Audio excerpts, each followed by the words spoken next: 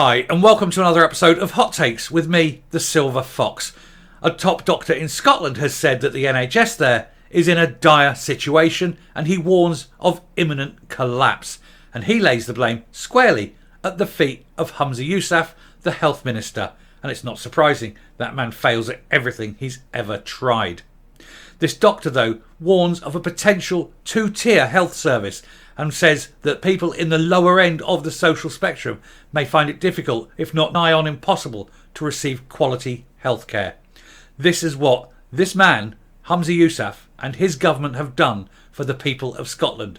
He has destroyed any hope of good medical attention and care. It's an outrage and a shame, and he must pay the consequences for this action. We'll take a look at this article and see what can be done, and to show and highlight yet again another failure by Humza Yousaf in yet another job that he's found himself over-promoted into. Here goes.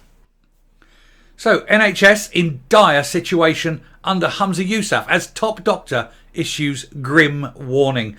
Dr. Andrew Buist, the chair of the British Medical Association's Scottish General Practice Committee, says patients soon face not being able to register with a practice. And there he is, the buffoon who's responsible for health and medical issues in Scotland. He has destroyed the NHS with his inability to do his job. Scotland's new First Minister must show a greater commitment to actually delivering for GPs, as the health service is in dire straits under the SNP's Health Minister Humza Yousaf, a leading doctor warns. Dr. Andy Buist, the chair of the BMA's Scottish General Practice Committee, warns the country is sleepwalking towards a two-tier health service.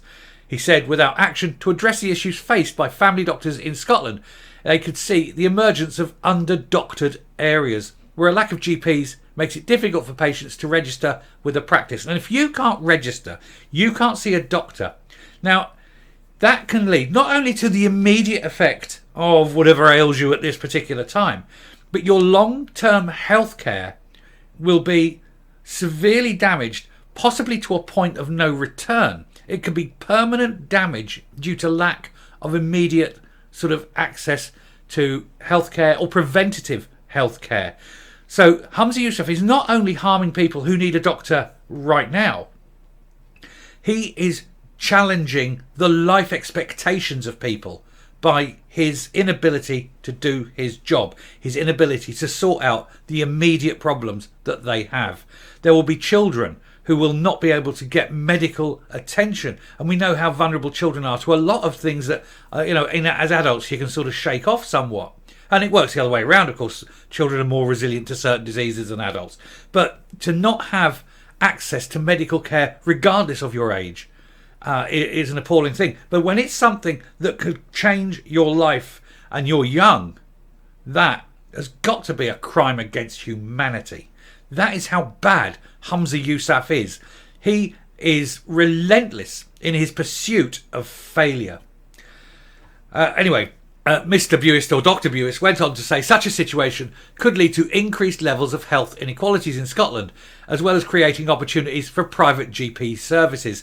I will point out that after my stint in hospital last year, please look back and see the video I made about Kettering General Hospital, I immediately got medical insurance.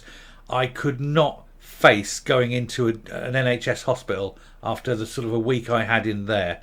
My wife had to get me out. It was that bad. But that's the NHS generally, and that's because it's overworked. And I'm not blaming the staff. I said in the video, I won't blame the staff. It's a systemic problem. But the systems are run from the top down. And ultimately, like this in Scotland, it comes from the minister responsible. And unfortunately, the minister responsible in Scotland is completely irresponsible. Getting on. In a blog post published on the BMA website, Dr. Buist said how he told GPs were demoralised, saying that they have to deal with a daily patient demand capacity mismatch. That's doctor speak for saying far too many patients, not enough doctors. Rather than increasing the number of GPs as promised when the BMA developed the Scottish GP contract with the Scottish Government, Dr. Buist said the whole time equivalent which is the WTE number of GPs, is actually falling, saying in some areas this means that there were more than 2,000 patients for every GP. That is a workload beyond belief. There are, for example, I mean, it beggars belief that you would have that. But there are, for example, in France, it's something like 800 patients per GP. In Cuba of all places, it's something like 400 patients per GP. Scotland cannot run its health service to the same level as expected in Cuba. That shows how bad Humza Yousaf is at his job.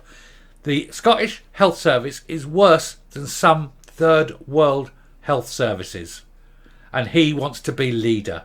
I say to anyone who watches this who's an SNP supporter, please, for God's sake, don't just vote because it's the right coloured ribbon or the right rosette or that the man's got the right letters after his name. Take a look at the facts. Take a look at what this man is doing and what he has done and vote accordingly, because it's when your children cannot get a doctor, when your mother's lying there on a hospital, not even in a ward, in a corridor, dying because there aren't enough doctors, because that man failed at his job, then don't blame anyone else but yourself because you voted for him. Please God, don't vote for this man. He is a danger. Anyway, getting back in. The GP contract had been designed to set out a new direction for general practice in Scotland, but Dr. Bewis claimed it seems we lost our political commitment to this project. Yes, because of who they made minister. Calling for action from the new First Minister, who will take office next week, he insisted action was needed beyond some of the warm words we often hear, but we were wearing exceptionally thin at this tipping point. Health Secretary Humza Yousaf is one of the three candidates running to replace Nicola Sturgeon as Scottish First Minister, going up Finance Secretary Kate Forbes and the former Community Safety Minister Ash Regan. Dr. Bewis told them, in short, the present situation is dire and it's only going to get worse without intervention. And we must look to hope that the new First Minister and potentially new Cabinet Secretary for Health, now, you know what he's saying there, please God, whatever happens, get rid of him, to show greater commitment to actually delivering for general practice and recognise it is the foundation of our NHS in Scotland. And of course it is the general practice, the family doctors, when you go to a GP, they are the gatekeepers for more intense treatment. You go and see a doctor and basically your GP's there to sort of get your small ailments out of the way and say, right, oh yeah, have some antibiotics there, take a bit of glue for this, I'll write you a contract, I'll write you a prescription for something else. That should do you on your way. As soon as it goes beyond that, it is the GP who then arranges for you to go to the next level, to get up to see a consultant or a specialist.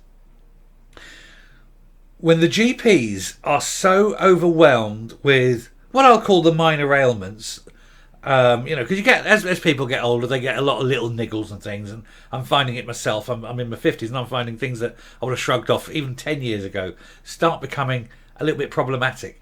So you go and see the doctor and you don't realise how overworked these guys are. But while they're busy dealing with my little niggles, they're going to miss the boat on someone who's got a very serious problem. And then that person could end up being at such a point where it cannot be treated. And that's all because a doctor is seeing 2,000 patients with niggles, that he's going to miss that one patient with an incredibly serious condition. And it happens all the time, and we see it in the papers all the time. A doctor missed this and I ended up with stage 4 cancer. God almighty, it's sad, it's terrible, and the doctor himself will feel awful about it. But please don't blame the doctor. Blame the 2,000 patients the doctor has to see, because the government in England and in Wales and in Scotland and in Northern Ireland, they've all got their own health services and they're all straining at the seams. But Scotland's is the worst. And then funnily enough, Wales is second worst. What have they got in common? Socialism. But anyway, that is for a different video. The point is, these doctors are stressed to hell and nobody is supporting them. Nobody at governmental level is supporting them. And that fool, that incompetent buffoon has done nothing to alleviate the situation. He talks a good game, but he doesn't walk the walk. And it's time he went, and it's time he went fast. And as I say, I hope the SNP voters pick him up and throw him out. Anyway, I'm going to stop there and come up. Now, there's no excuse to have let the NHS in Scotland to get that bad. So one can only presume that it's there because of deliberate decisions made by Humza Yousaf. He is deliberately doing this. Because otherwise, if it's not deliberate, in which case he's evil, it must therefore be incompetence. In which case, why should he be trusted with the leadership of the party and ultimately, being First Minister of Scotland? So what is he? Is he incompetent or is he evil? It's up for the SNP voters to decide. I don't think he's clever enough to be evil. I just think he is truly, truly incompetent. And he's like a 5-year-old, bashing keys and just hitting his toys with hammers and things, having a great time as he's doing it and giggling, but with no understanding of the consequences of his sheer moronity. I can't describe this man in any glowing terms other than he's a moron. He's incompetent. He should be on no condition ever allowed to have any level of authority. Unfortunately, he has. And look at the result in every department he's had. Anyway, I'm going to stop here, and I'm going to hope to God that come Monday we have a change and that he's out entirely. So thank you very much for watching. If you like what you're seeing here on the channel, please do hit that subscribe button right now. Now's a great time to do it. Every time you hit subscribe, we become a little bit louder and we can keep people like this completely under the microscope and make sure we know what they're doing. Ring the bell for future output so you know when I'm going to be on next. Leave a like, leave a comment, please share the video. And until next time, stay safe, stay well. Here's hoping for change, and goodbye.